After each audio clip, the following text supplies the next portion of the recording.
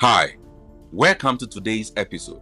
We explore the deep friendship between Ibrahim Babangida and Mamman Vatsa, a bond that spanned decades but ended tragically with Vatsa's execution by firing squad under Babangida's military regime.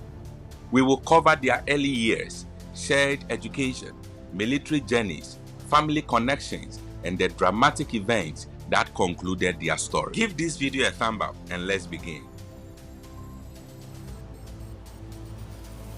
Ibrahim Babangida and Mamman Vatsa were inseparable friends who shared much of their lives growing up.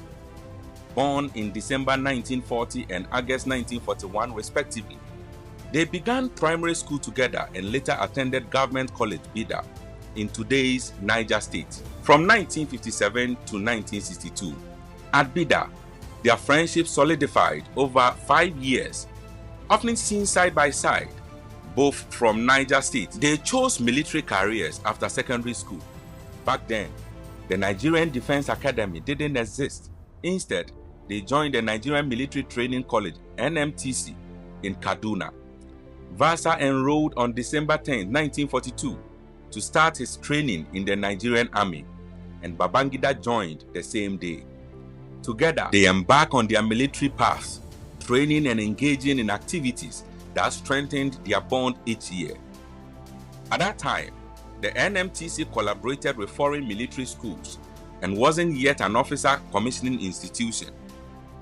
The NMTC became the Nigerian Defense Academy in 1964, gaining the ability to commission officers.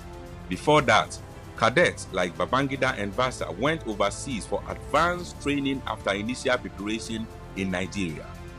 They were sent to various global academies and both ended up at the Indian Military Academy in India. There, they trained together, attended classes, and faced the highs and lows of students' life, further deepening their friendship.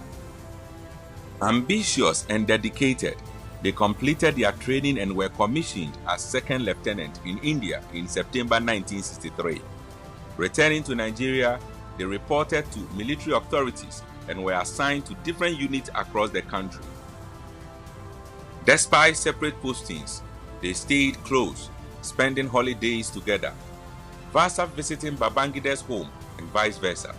Their bond was so tight that some mistook them for relatives, though they were just driven young men with common dreams. When they married, they stood by each other. Babangida was the best man at Vatsa's wedding to Sophia, an Efik woman from Cross River State, and Vatsa honored Babangida at his wedding to Mariam King from Delta State. Their friendship was unshakable, and their kids grew up playing together, often sharing family holidays. Training is constant in the Nigerian military even today, with officers attending courses at home and abroad to stay sharp. Babangida and Vatsa took part in many such programs. When Vatsa went for training, his family stayed with Babangida's, and Babangida's family did the same with Vatsa's during his courses. This showed their extraordinary closeness. Many believed their friendship would last until retirement, but fate had other plans. It ended bitterly with Vatsa's death, ordered by his lifelong friend, Ibrahim Babangida, who was the head of state then. Vatsa's life ended by firing squad after being accused of a coup plot. It happened on December 23, 1985, late at night at his home on Roman Street, Lagos State, then Nigeria's capital, under Babangida's rule. Poet and novelist, Vatsa was in his study room while Sophia watched TV in the bedroom. Their kids asleep. A military call came saying Babangida needed him urgently. Vatsa told Sophia, who argued it was too late and suggested rescheduling it, but duty called him out. As they spoke, armed soldiers led by Lieutenant Colonel U.B. Bello, Babangida's ADC, arrived. Though outranked by Vatsa, a major general, Bello had orders from the top. Armored vehicles surrounded the house, and soldiers demanded Vatsa come along. Sophia insisted on joining, driving him in her Peugeot. Vatsa woke their kids for hugs, his last with them, before leaving with Sophia behind the convoy at 2 a.m. They stopped at number 7 Cameroon Road, Ikoyi. Vatsa hugged Sophia goodbye, urging her to take care of their children, and was taken away as she drove home, unaware of what lay ahead. The next day, Sophia learned Vatsa was accused of plotting to overthrow Babangida just months into his rule after toppling General Muhammadu Buhari on August 27, 1985. News of Vatsa's arrest spread globally, with other officers detained too. Doubts arose. Many felt Vatsa, a key figure in Babangida's circle, wouldn't betray him. Some said he was framed. Babangida claimed solid evidence of Vatsa's coup plan, while Sophia denied it. A military tribunal set up by Major General Bali, the Minister of Defense. Vatsa and co-accused pleaded not guilty, insisting the charges were false.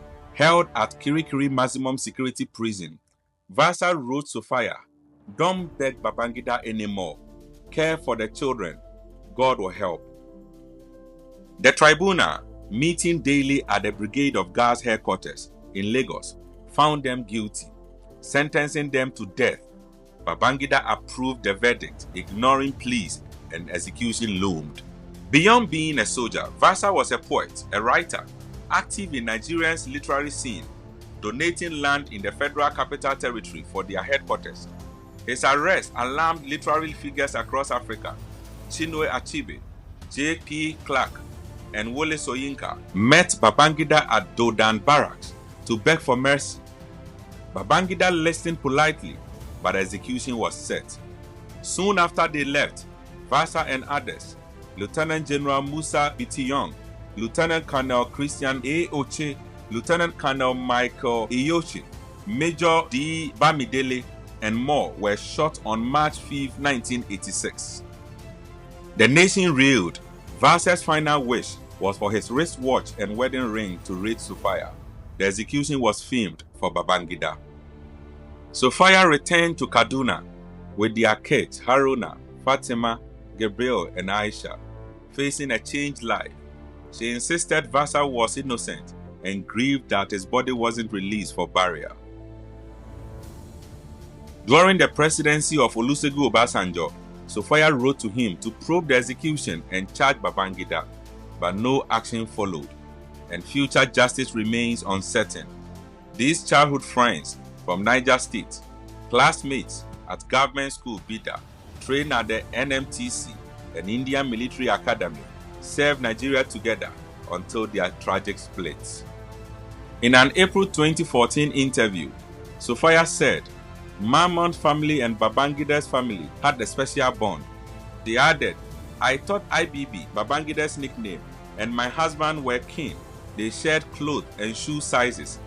IBB left dirty laundry at our house, wearing my husband's clothes. When Babangida trained abroad, Mamman cared for his family. Mamman rode a horse at Babangida's wedding to Mariam and bought their first furniture from Leventis on credit.